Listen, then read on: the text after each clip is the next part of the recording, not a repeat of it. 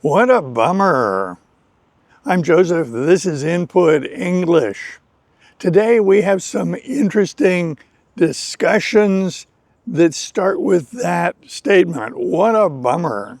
We find out about things every day, and the things that we discover sometimes are good, and sometimes we consider them not so good. And we have to process this. We have to discuss it with other people. So I started out with that phrase, what a bummer.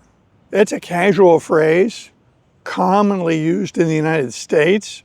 It started out more than 100 years ago referring to a vagrant. But that definition has slipped, and in the 20th century, a bummer came to mean something unfortunate or disappointing. It's a very concise and common way to express disappointment or to respond to something that's unpleasant. Now, we have to be a little careful about that term because it is typically not used for tragedies. So if somebody sprains their ankle, that's a bummer. If somebody lost a relative, that's not a bummer, that's a tragedy. I think in terms of describing something as a bummer, if it's mild to moderate in its intensity. If the problem or event was earth-shattering or bone-crushing, then that would be in the realm of a tragedy rather than a bummer. Now, these are not things you want to memorize. I'm telling you the story about this expression, and if you understand the story, you need not study it. You don't need to have a list of rules. Just listen to the story and understand it. Months from now, you may find yourself using this term in conversation, and you may be surprised that it comes out of nowhere. Because you understood this story, you may have learned enough about this expression to actually use it. So if we encounter something that is disappointing or unpleasant, if something happens to us that we don't like, we are in charge of our response. We're the ones who have to figure out how bad it is, or whether it's bad at all. As we look at something, it's very tempting to allow one's emotions to take over and jump to a conclusion. If someone is conclusory, they make a statement that isn't necessarily supported by any evidence or facts. Someone applies for a job and they get passed over, they don't get the job, and their conclusion is, I'll never amount to anything. I'll never get the kind of job I really want. That's a conclusory statement, and it isn't supported by much evidence at all. After all, if someone applies for one job and doesn't get it, that doesn't accurately predict the rest of their life. So we should be cautious about being conclusory. Instead, we have an opportunity to be factual. So if someone applies for a job and doesn't get it, their response could be, I applied for a job, I didn't get it, so perhaps someone was more qualified. Maybe my application didn't showcase my skills very well. Maybe the interview didn't go very well. By analyzing it in that fashion, one has a path forward. Usually the conclusory response slams all the doors. It doesn't give you a clear path forward. When people encounter things that are bummers, that are unfortunate, sometimes they say things to summarize in a fairly lighthearted way. They might say, life is not a bed of roses. It's not all roses. Someone might say, it's not always rainbows and butterflies. The reference to rainbows and butterflies goes back to the 19th century. More recently, people have said, Life is not all rainbows and unicorns. In the 21st century, you might hear someone say, life is not all rainbows and Skittles. All of these lighthearted references to an unfortunate event have the same sentiment, pointing out that life is not always good. You take the good with the bad. Another response that you will hear when something unfortunate is encountered is, it is what it is. The person who says it is what it is just accepts what happened. They don't necessarily agree with it. They're not in favor of it, but they accept that that's what happened, and then they move on. It is what it is frequently a pretty mature response. A similar expression in Spanish that I really enjoyed learning was es lo que hay, which for my understanding means it is what it is. Acceptance, you don't have to agree with it, you just accept it. It's the way it is. So we're going through a spectrum of responses to unfortunate events. We started out with a negative conclusory response. I'll never amount to anything. All the doors are closed. There is no path forward. Next, we explored the acceptance path. Life is not all rainbows and butterflies. It is what it is. So that's kind of the acceptance pathway. And the nice thing about that is it leaves the doors open. You can figure out what you want to do next. So that's a fairly adaptive response. Next, we have the very optimistic response. One of the sayings that you will hear is, one door closes and another door opens. That expression was used commonly in the 20th and now in the 21st century. To me, it just means optimism. Things are going to be okay. Now, this is not a new concept. This goes back 2,500 years to the time of Zeno. Zeno lived in the 4th century BC. Zeno was a merchant. He sold a dye used to dye the robes of wealthy people. This purple dye was very expensive, and he was a successful merchant selling this dye. He had a load of this royal purple dye on a ship, and he sustained a shipwreck. All this valuable cargo that he owned was lost in the sea. It was dissolved in the seawater. It was gone.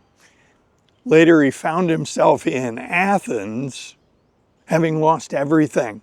He was aware of a prophecy that he would do well when he started speaking to the dead. While in Athens, Zeno went to a bookseller and tried to find books on philosophy. He found a book that described Socrates. He asked the book merchant where he could find a teacher, a philosophy teacher, like the one in the book. The story goes that just about that time, Crates came along, and the book merchant said, well, you could certainly talk to him. That's Crates, and he is a great philosopher. According to the story, he studied with Crates and became an early Stoic philosopher. Of all these events, including the loss of all of his resources, he said, I made a great fortune from a shipwreck. That's a very optimistic view of a catastrophe. Stoic philosophers looked at this problem of adversity, unfortunate events, and disappointment a lot, and they wrote and talked about it a lot. Zeno and Epictetus were very focused on this topic. So when there is an event, The question is it unfortunate or is it fortunate? And according to these philosophers, we get to choose. Something happened, some paths forward may be blocked, but the question is what opportunities arise from this apparent misfortune? We get to decide. A long time ago, I was talking to a friend of mine who was facing misfortune. Something happened in their career which they found very unwelcome. They were very distraught. And so after that, we were speaking of this event, and I was asked for advice how to respond to what appeared to be a catastrophe. I told a story. It's very much in keeping with the idea that one door closes and another door opens. Not unrealistically optimistic, simply optimistic. I told a story of my interaction over a period of many years with a specific university. To the person I was speaking, I disclosed the identity of that university. Here on YouTube, it would be inappropriate to mention specifically the name of that university. Suffice it to say, the university is famous and outstanding. It's an excellent university. I applied to go to that university for my bachelor's degree. I received a letter that assured me that I had not been selected. I was horribly disappointed, but not too many days later, I received an acceptance from one of my other choices. And for me, the other school was probably a better opportunity. It was probably a better mix for me. Over a period of many years, I applied to that university, which had rejected me initially, for subsequent programs in education, 4 in total. Each and every time I applied for an educational opportunity in that university, I got a very polite letter that assured me that I had not been selected. But interestingly enough, after receiving a rejection from that university, each time I received an acceptance from another university. And looking back, the acceptances that I received, in my opinion, were superior opportunities for me. Basically, they made my career. I hold no ill will for the university that rejected me. Had they accepted me, I would have had a different path. It might have been superior to the path that I took, or maybe not. Looking back, I'm very satisfied with the opportunities that were afforded me, and I simply have to conclude that being rejected by that other university was among the best things that ever happened to me. When we do encounter something unfortunate, the acuteness of the event, its close proximity to our plans, may be the big problem. Metaphorically, we may be standing too close to the problem. Often, it is better to take a broader view, basically step back from the problem and analyze it objectively.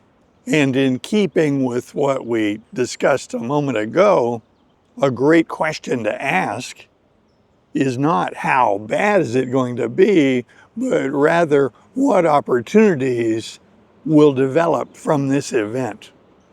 What doors just opened? One of the other tools we have available to us, I will call fresh eyes. Recall that this friend of mine and I were discussing this recent, very unfortunate event. Fresh eyes refers to including someone else in the analysis of this recent, apparently unfortunate event. Another perspective may be very useful to you as you look at the problem. there are a couple of pitfalls associated with fresh eyes. One is it's not appropriate to just put the problem on someone else and demand that they solve it for you.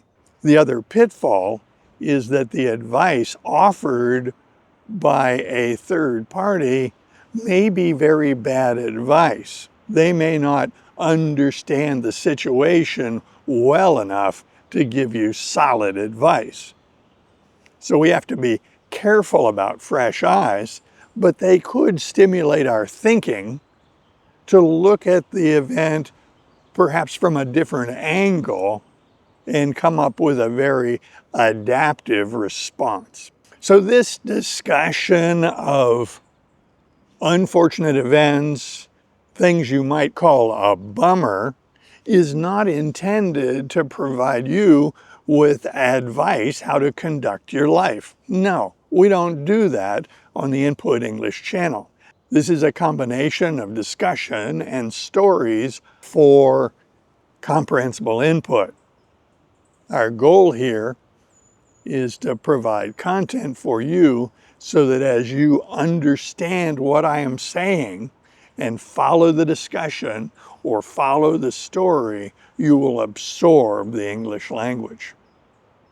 I invite comments below, and if you like videos like this, be sure to click on this one next. See you soon.